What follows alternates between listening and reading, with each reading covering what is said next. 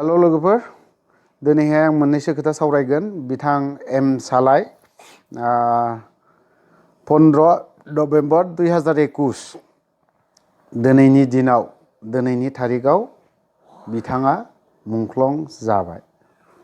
फुंनि 7:45 8टा बिनि गेजेराव जागोन बिथाङा मुंख्लं जानाया। सावरायगोनानो जाहैबाय बिथाङा माखासे खोथा आफादाव बिथांनि नाम हाबनाय हाबि आरो दिनै फिन खनसे माखासे खोथाखौ बुंनो लाजिनायखौ गारनानैब्लाबो दोनथ'नानैब्लाबो आङो बे फंनैसो खोथाखौनो रायलायनो नागिरदों। रिहेबिलिटेसन आरो मा होननानै बुङो केस उइथड्र आरो स्टाइपेन्ड। बिथाङा स्टाइपेन्डनि फारसेबो बिथाङा बन्चित गोजानाव जाना थादों। केसा दिनैसिमबो बिथांनि केसा उइथड्र जाया आरो जायाखै। आरो बिथांनि मुङा एम सालाय। बिथाङा दिनैहाय नामानो आफादनि रेजिस्टारावनो आफादनि राइटिं बेदावनो दिखोजायाखै। मानोना दिखोजायाखै होनना बुंनो थाङोब्ला दिखोजादों, नाथाय बिनि मुङा डिपार्टमेन्टनि आखायाव बा गभर्नमेन्टनि आखायाव लिस्टआव हाबहैफायाखै। बिथाङा ट्रेनिंखौ लादों 2011 बांलादेश ट्रेनिंआव खागड़ाछड़ी बवालसुरि हाग्रायावहाय लादों बिथाङा 2011आव जेब्ला आं हजोंनिफ्राय फैयो बिथाङा थांदों। दा खोथाया ओरैबायदि जाहैबाय, बिथांनि मुं हाबहैनाय थिसननाया बावहाय जोंनि आफादनि general secretary, assistant general secretary, finance secretary आरो आर्मि चिफ बिथांमोन दायित्वआ बिसोरनावनो थाजोबोमोन।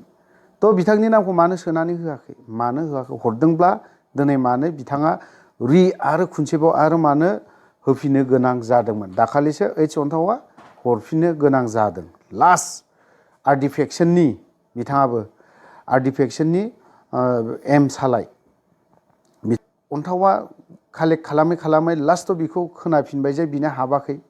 मानो हाबाखै जे हरनांगौ, थाबैनो हरनो गोनां जादों। थ' बिफोरो general secretary, assistant general secretary आरो फाइनेन्स सेक्रेटारि, आर्मि चिफ बिथांमोननि गोरोन्थिनि थाखाय बियो हाबहैयाखै आरो बिथांना केसा दिनैसिमबो उइथड्रबो जायाखै। दैलि बिथांनावहाय फैबाय थायो, वारेन्ट फैबाय थायो, हमजानायनि केस वारेन्टआनो फैबाय थायो। थ' मानो दिनैहाय पिस एकर्डनि बेलायावहाय दिनै बिथांनिया रेहाय जानांगौना जानाङामोन। आरो स्टाइपेन्डआ जुदि बिनि आर्टिफेक्सननि गथ'फ्रा जुदि 100आव 90% मोनजोबो स्टाइपेन्डखौ। रिहेबिलिटेसनखौबो 100आव 80% मोनदों, माखासे पारसेन्टआ मोनाखै। थ' दिनैहाय सालायमोननिया दिनै बिथांमोना गुलि अरनाय, बिथांमोना ट्रेनार, बिथाङा दिनै मुंख्लं जाबावबाय। माबायदि थालांखो, मानो थालांखो? GS, assistant GS, finance secretary आरो आर्मि चिफ बिथांमोना केयार गैयामोन नामा, खेयाल गैयामोन नामा, नायनांगौना मानांगौ? आरो फार्स्टआवथ' जाबाय लास्टआव मानो सोफिननायनि एकर्ड जाखांनानै दिनैहाय सोरबाया दिनैहाय गोरोबथा फारामावहाय बिजनियाव गोबां लिस्ट लादोंमोन, मानो हाबाखै, मानो सोसनाखै, मा खालामनानै दोना बेफोरखौ? बबे खनायावहाय मा खालामनानै दोना? ना नोंथांमोननि गेजेराव सावरायलायनाय गैयामोन नामा? जेनेरेल सेक्रेटारिखौ बुंबाय थादोंमोन जों।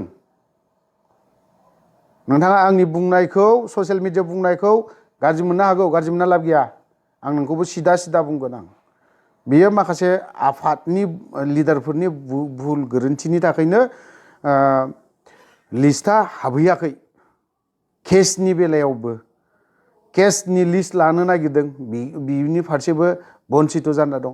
स्टाइपेन्डबो बोरै हाबनो? बिनि नामानो जुदि हाबाखैबा, एकाउन्टआनो जुदि खुलि जायाखैबा, एकाउन्ट जेबो जायाखैब्लालाय माबोरैथो स्टाइपेन्ड हाबनोब्रा बिनावलाय? दिनै थैनो थांगुलायलांबाय मानसिया, दिनै थैनो थांगुलायलांबाय, दिनैनि थारिखआव मुंख्लं जागुलायलांबाय। आं फट'खौ दा होनानै होगोन आं। थैनायनि फट' खेबना लाबोदों आं, बेखौ होनो हानाय नङा, होआ आङो। थ' बिथाङा जि समाव लोगो मोनजेननाय समाव लानाय फट' बेखौ आं होनानै होगोन आं, बेखौ नायनो हागोन नोंथांमोना। थ' बिथाङा दिनैहाय बेफोरनि फारसेबो टेनसनाव जों, बेमाराबो दिनैहाय फारसेनिफ्राय नाख्रेबदों। दिनै बेफोरबायदिनि फारसेयावहाय न'खरावबो अबस्थायानो गैया दिनैहाय। दिनै बारि बागान गासैबो बन्दक दंजोबो न'आबो थानो थाखाय गंसेबोआनो गैया दिनैहाय थ' माबोरै जानो बिदिजोंलाय लिडारफोरा गावबा गावखौ नायबा जानाय नङालै गावबा गावनि खोथाखौ सानबा जानाय नङालै आरडि फेक्सननि लिडारफोरखौ आं बुङो दाबो गावबा गावनि खोथाखौ सानबा थाबा जानाय नङा गुबुन फेक्सननि खोथाखौ आं जेबो होनाखै आं डिपार्टमेन्टखौबो होनबावाखै दिनै आरडि फेक्सननि एनडिएफबिनि लिडारफोरखौ आं बुंदों दिनैहाय गावबा गावनि खोथाल' सानो सालाफ्रा मालायनि गथ'फ्रा दिनैहाय नोंसोरो दिनै बे गथ'फोरखौ लानानैसो नोंसोरो दिनै लिडारलै बै गथ'फोरखौ लानानैसो नोंसोरो दिनैहाय लिडार जादों दिनै बै आफादनि गाद्दियाव जिरायनो मोननाया दिनै गथ'फ्रा मा मावाखै दिनैहाय नोंसोर जा खामानि होदों बेखौनो मावदों दिनै बिथांमोननि नामालाय मानो थालांनो मोननांगौ माबायदिहाय स्टाइपेन्ड मोनलायि जाखो माबायदिहाय दिनैहाय बेमारजोंनो गोग्लैसोना थानानै थैलायनो गोनां जाखो बेफोरलाय दिनै थाबनो माबानि बेफोरबायदि अबस्थानि देहानो नङामोन बियो जायहा आंनि भिडिअखौ मोजां मोनदों शेयार खालामनानै हो आरो लाइक कमेन्ट खालामनानै हो जायहा मोजां मोना नायनानै जुदि मोजां मोनाबा स्किप खालामदो बास ओंखारलांदो आंहा बादा गैया थ' दिनैहाय केसनि बेलायावहाय डिजिटेल बर'लेण्ड निउसाव होदों आं जा बुंदों केसनि बेलायाव मैया मोनसे आपल'ड होदों आङो केसनि बेलायावहाय एनडिएफबिनि 17 तारिखआव जोंनि गथ' सासे आरडि फेक्सननि कार्बि आंलंआव डिफुआव थांगोन बियो हाजिर जाहैनांगौ दिनै आरो बे खोथाखौ आं रिपिट खालामफिनदों हाजिर जाहैयाबा हमनायनि अर्डारा फैनोबो हागौ थ' दिनै सोरबा सोरबा लिडारा होनदों दिनै नोंथांमोना केस दङब्ला एसे साइड जानानै था आरे मा राव जाखो बेलाय दिनै पिस एकर्ड जाबायबा आं दिनै केस दङब्ला आं मानो न'निफ्राय साइड जाना थानो आंहा हिन्जाव दं आंहा गथ' दं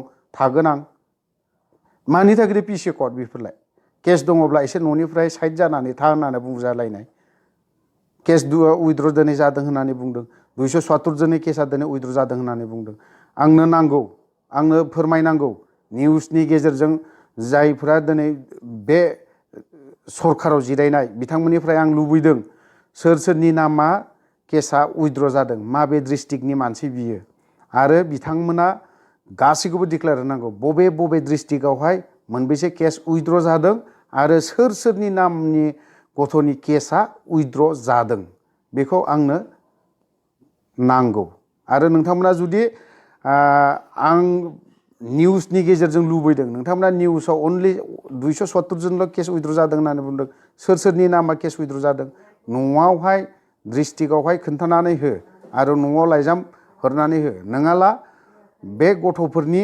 नामखौ मिडियायाव बुंनानै हो थ' नोंथांमोना आंनि भिडिअखौ जुदि नायना मोजां मोनदोंबा शेयार खालामनानै हो थ' गोजोन्थों